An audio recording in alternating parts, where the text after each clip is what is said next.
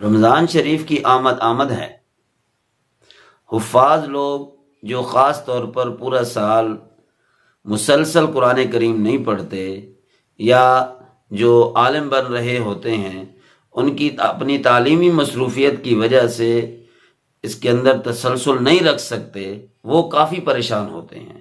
ماں باپ کی خوشی ہوتی ہے کہ ہمارا بچہ کہیں قرآن پڑھے، تراویح میں ہمیں سنائے، ہمیں پتہ چلے کہ ہمارے بچے کو قرآن کتنا یاد ہے، تاکہ ہم آخرت کی جو ہمیں فضیلتیں ملنی ہیں دنیا کے اندر ہی وہ خوشی کے وجہ سے پھولے نہیں سماتے، تو وہ عملی طور پر اپنی آنکھوں سے اپنی زندگی کے اندر ان کو دیکھنا چاہتے ہیں، پڑھتا ہوا سننا چاہتے ہیں۔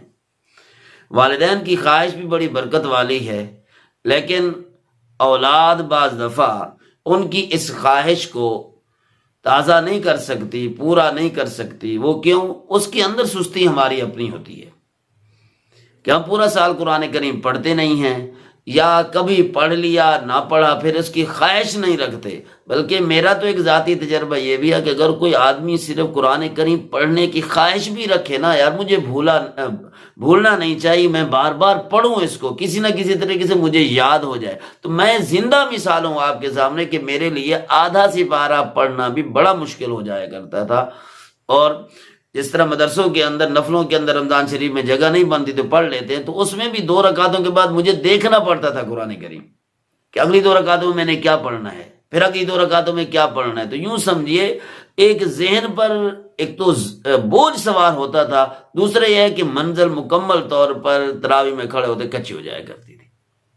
تو کچھ ٹپس کہہ لیں، کچھ مشورے کہہ لیں، کچھ چیزیں ایسی ہیں جو ہم آپ سے شیئر کرنا چاہتے ہیں تاکہ آپ اس پریشانی سے نکلیں، اللہ کی دی ہوئی اس نعمت کو، اس باغ و بہار کو، اس زندگی کے اندر لی ہوئی جنت کو اپنے اندر دوبارہ اس کو آباد کریں، اپنے آخرت کو برباد نہ کریں۔ بڑی سخت وعیدیں ہیں، وعید کا مستحق بننے کی بغیر اپنے آپ کو جنت کا مستحق بنائیں۔ سب سے پہلی چیز یہ ہے کہ آپ روزانہ کی کچھ نہ کچھ منزل متعین کر لیں کہ میں اتنی یاد کر سکتا ہوں۔ اگر مکمل ہی بھول چکی ہے، نہ ہونے کے برابر ہے، پھر پہلے تو یہ ہے کہ ایک قرآن اپنے سامنے رکھیں، ایک قرآن جس پر آپ نے حفظ یاد کیا تھا، حفظ منزل پڑھی تھی، اس کو سامنے رکھیں، یا اتنے لائنوں والا قرآن سامنے رکھیں۔ آج کل ہمارے ہاں، ہمارے ملک کے اندر تقریباً 16 سطری تاج کمپنی والا قرآن کریم چل رہا ہے، تقریباً ہر مدرسے کے اندر یہی کچھ ہوتا ہے۔ وہ قرآن کریم سامنے رکھیں اور اپنے ساتھ ایک کچی پینسل، لیڈ پینسل جسے کہتے ہیں، سکے والی پینسل سامنے رکھیں، وہ نہیں تو بال پین سامنے رکھیں، اور تھوڑی سی منزل پڑھیں، ایک رکوع پڑھیں، اور اس کو انگلی رکھ کر پڑھیں، اور اپنے دماغ کو دنیا و ما فیہا سے خالی کر کے پڑھیں، اور تیزی سے نہ پڑھیں بلکہ آہستہ آہستہ اس انداز سے بھی پڑھیں کہ یہ لفظ یہاں ہے، اس سے ملتا جلتا لفظ کہاں پہ ہو سکتا ہے، یاد آ جائے ٹھیک، یعنی متشابہ کا غور کرنا، یعلمون، تعلمون، یاکلون، تاکلون، یعنی قریب قریب ملتے جلتے ہوں اس سپارے کے اندر، پھر تو بہت اچھی بات ہے۔ یا جہاں آپ کو متشابہ لگ سکتا ہے وہ ذہن میں ضرور رکھیں، ایسا نہ ہو کہ آپ یہاں تو یاد کر لیں، آپ متشابہ کو ذہن میں ہی نہ رکھیں، رات کو تراویح میں کھڑے ہو کے آپ بھول جائیں۔ تو اس لیے ایک رکوع پڑھیں، متعین کریں کہ میں نے دن کے اندر 1 رکوع پڑھنا ہے یا 2 رکوع پڑھنے ہیں۔ میرے خیال میں زیادہ کا بوجھ ذہن میں نہ ڈالیں، نہ سوار کریں، اس سے پھر نقصان ہوتا ہے، نہ آگے کا انسان رہتا ہے نہ پیچھے کا رہتا ہے۔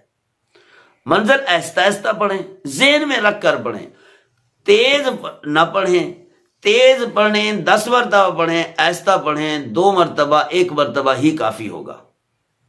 جہاں متشابہ آپ کو نظر آئے وہ ذہن میں رکھ لیں اور اس جگہ پہ ٹک کر لیں، سائڈ پہ بھی نشان لگا لیں تاکہ غلطی کو ڈھونڈنا آسان ہو جائے۔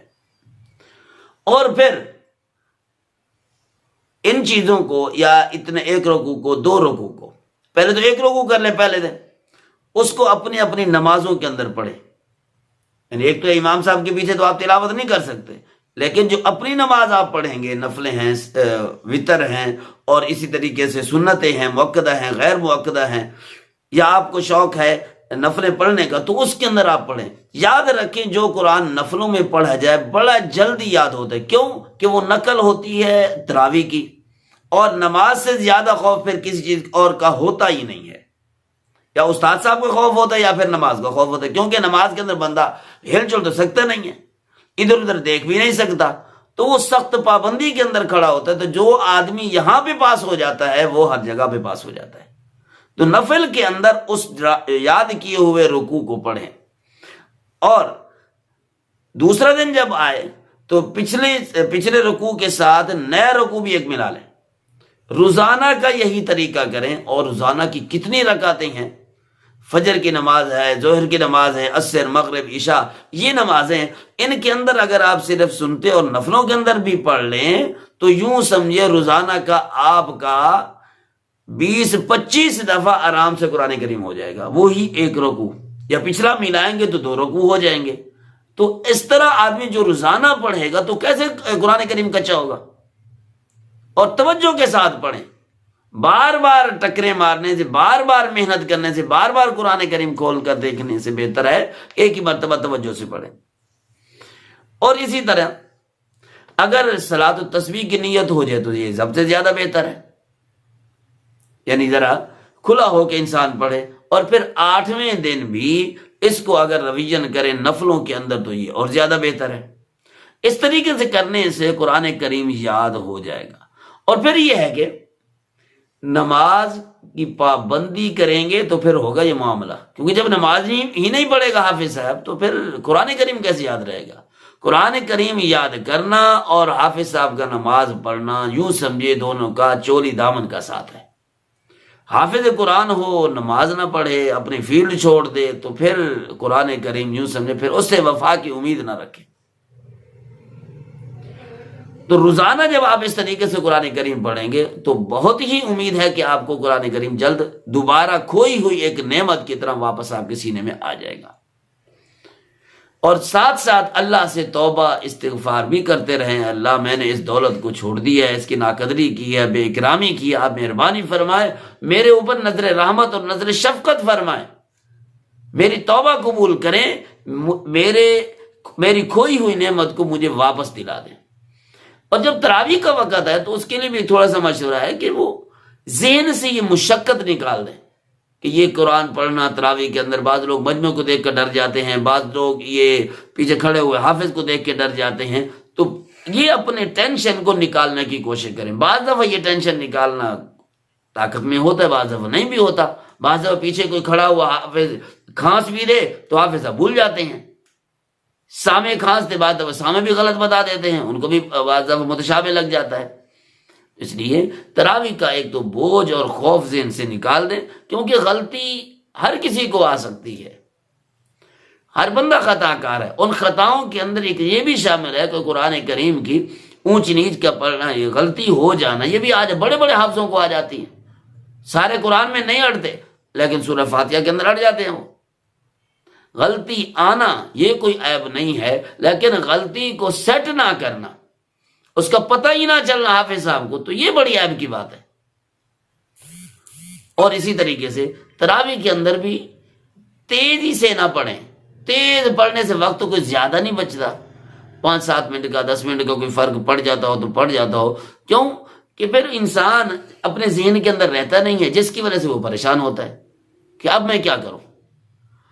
بعض دفعہ پڑھ یہاں رہا ہوتا ہے، ذہن کسی اور جگہ پہ ہوتا ہے، ذہن اگلے رکوع پہ ہوتا ہے، اگلے صفحے پہ ہوتا ہے کہ میں نے اس کے بعد یہ پڑھنا یہ پڑھنا یہ پڑھنا. تو جلدی کے اندر بندہ اپنے دماغ کو کور نہیں کر پاتا، جس کی وجہ سے وہ بار بار بھولتا رہتا ہے، بار بار اٹکتا رہتا ہے. اس لیے وہی سپیڈ رکھیں جس کو آپ مکمل طور پر آخر تک لے جا سکیں، 20 رکعتیں صحیح معنوں میں پڑھ سکیں.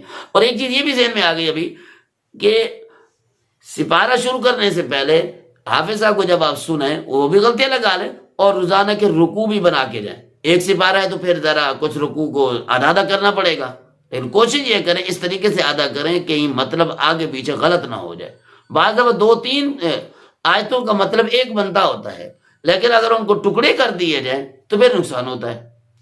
ایک رکعت میں آپ نے ایک آیت پڑھی، دوسری رکعت میں دوسری آیت پڑھی، جبکہ مفہوم دونوں کو اکٹھا ملائیں گے تو پھر ہوگا، ورنہ کچھ نہیں ہوگا. بہرحال یہ چند مشورے تھے، ان کو یاد کریں، انشاءاللہ ضرور آپ کا آپ کی کھوئی ہوئی نعمت، کھویا ہوا قرآن، کچا قرآن جو ہے آپ کو دوبارہ آپ کے سینوں میں اللہ پاک عطا فرما دیں گے۔